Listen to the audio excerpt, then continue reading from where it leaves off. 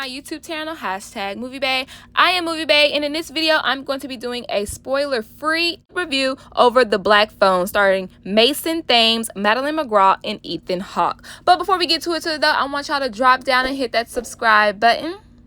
Thank you. Because here on MovieBae, I do reviews, reactions, and commentary to movies and television. And if that's the type of content that you find yourself looking for, you might as well hit the subscribe button and stick around. Now, The Black Phone was written or is based on a short story written by Joe Hill. Now, Joe Hill is Stephen King's son. I did not know that prior to going into this movie, just like I didn't know it was a Blumhouse film. Okay, because I probably wouldn't have seen it if I knew that. But I'm going to get back into why it's important that Joe Hill is Stephen King's son in just a little bit.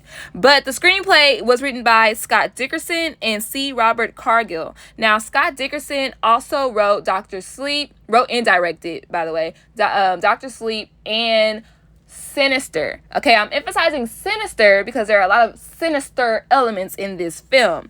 So, The Black Phone is about, this is the synopsis from IMDb. After being abducted by a child killer and locked in a soundproof basement, a 13-year-old boy starts receiving calls on a disconnected phone from the killer's previous victims. That's right, this is a mystery thriller crime movie. I personally really enjoyed this movie. I don't have a lot of negatives about this movie. So let's go ahead and start with the negatives and then I can kiss this movie's ass, okay? So one of my cons about this film was the overacting from the dad. Matter of fact, the dad is played by, I'm pulling this up, hold on, Jeremy DeVries. Hope I'm pronouncing that right. He's almost as bad as some of the extra kid actors. He's just overacting, like so much so. And I know I've seen him in other projects, and I'm like, I don't think he's a bad actor, but he was definitely putting on in this movie. So that was one of the cons that I had. Another con I had about this movie were some of the transitions that were being used were kind of just randomly placed and had no effect. So like for an example, one transition that was being used was like the time lapse when Flynn, who's the main character, when he was walking home from school. Now that's cool, you know, we can have a time lapse from walking home from school, but he had literally walked like 5 feet, like he hadn't gotten far. It was the same background, it was the same characters in the background, so why add a time lapse if he ain't went nowhere? Okay. And then there was another editing another editing transition that was used, and I was just like, nope, should have left that out. But literally I feel like they were kind of just trying some shit, because that only happened twice to where I was like, no thank you. Another con about this movie is it had immaculate writing. However, there was a certain part that could have been left out. There's Flynn, I keep saying Flynn like from Tangled. Finn's younger sister, Gwen, she has these visions. And these visions kind of help her with who's been kidnapped or, you know, what has happened. She's having visions about the grabber, okay?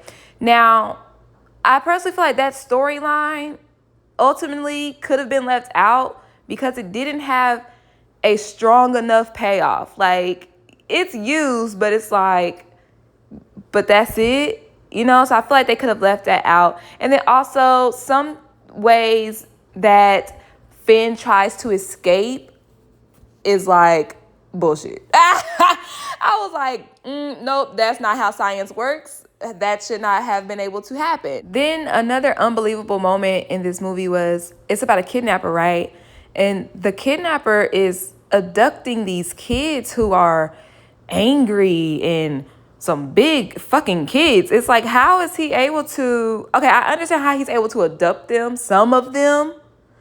Like, his practice is like, you know, he's a magician, so it's like distract over here, snatch over there.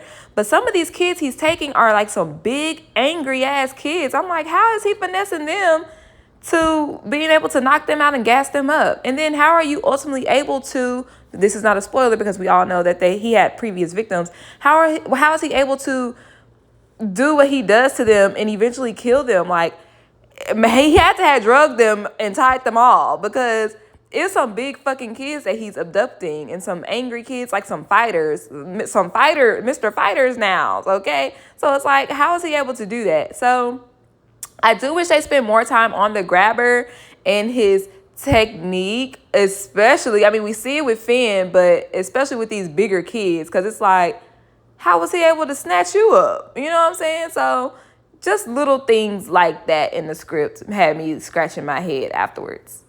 So just literally not a lot of critiques about this movie.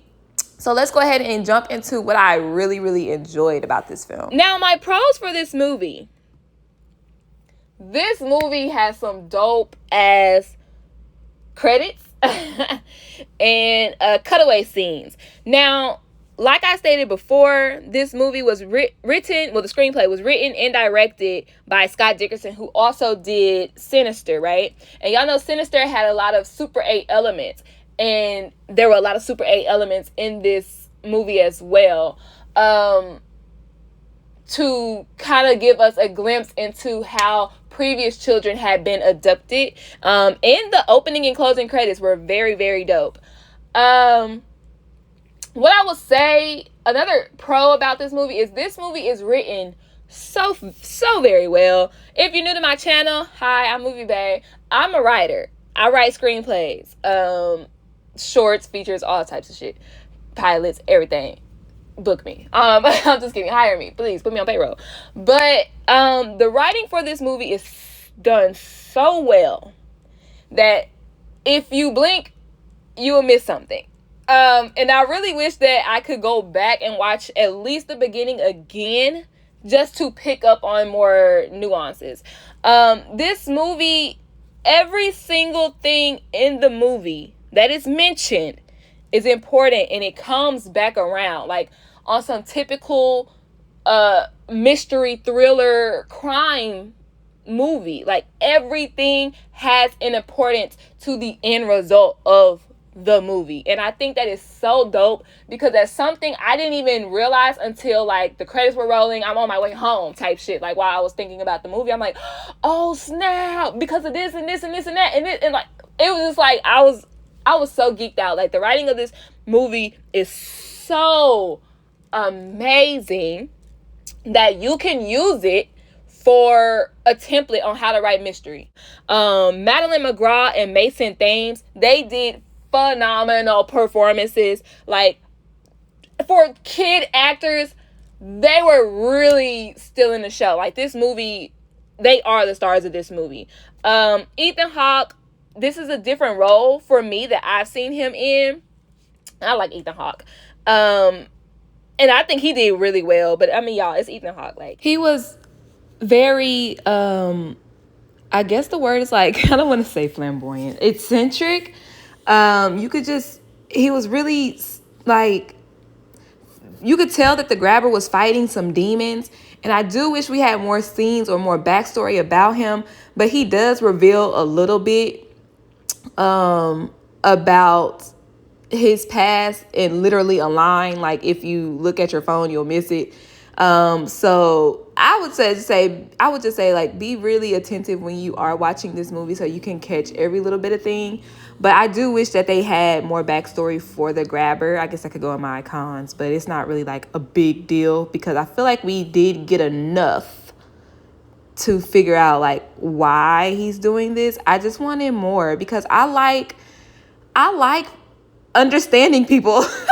I like understanding people. Like, I went to school for communications, like, and I like the villain. I don't always like them, like, you know, oh, they're not all good, but like, I want to understand, why do you do the things you do? Something else I liked about this film was the homages to Stephen King. Like, you'll see little hints of that throughout. Like, for instance, every kid in this city is a fucking bully. Like, everybody's so angry and everybody's getting their asses kicked. And I mean, like, whipped. Like, it's a scene where Flynn is getting bullied and Gwen, his sister, hits the bully in the head with a rock. He is leaking. And then the other bully starts beating her up. I'm like, she's a girl. Like, you can tell that Stephen King definitely had an influence on his son while writing this. And then there's another scene with the parka and the rain. You know, I was like, hey, I've seen this movie, before. So little homages to Stephen King were cool. I also like the tone of this movie, especially at the beginning, because it seems so like happy-go-lucky. Like, you would probably think you're watching The Sandlot, you know? But then it literally turns in the blink of an eye, and it's like, oh shit, I forgot. This movie is about child abductions. So they did a good job of kind of like switching the mood, like, oh yes, beautiful town, lovely people, something sinister is going on in this city, you know what I'm saying? So that was a dope transaction, a dope starter tone to this film for sure. Well, everybody, that about wraps up my spoiler-free review for The Black Phone. It is my advice to you that you go see this movie, especially if you love mystery, thriller, even hints of horror, because it was a good movie. Writing-wise, aside from the spots of, yeah, the fuck right, like unbelievable things, plot elements, aside from like those minor things, it was a good movie. Because like I said, I feel like the ending really just made me like, damn, like, essentially every single thing we are introduced to in this movie all comes full circle. And that's what made me really enjoy this movie. Of course, there's, like I said, there are cons. I mentioned that prior at the beginning of this video. But I still think that it was well worth my $13 movie ticket. So, like, when I left, I was not pissed about the price of my ticket because inflation. Okay, inflation. But that's going to be the end of this video. Be sure you drop down, hit the subscribe button if you haven't done so already. Like this video if you enjoyed my commentary, and like it if you enjoyed the movie. Leave a spoiler-free comment down in the comment box. Did you enjoy this movie? What were your cons? What were your pros? Don't forget, this is a spoiler-free review, so please don't spoil it. Now, if you want to talk about the ending with me, or like, Movie Bae, what is all this full circle thing are you talking about? Go follow my interactive Instagram page, The Movie Bae. We could talk about all of that, all the spoilers on there. Thank y'all so much for tuning in, and I'll see you next time. It's a date.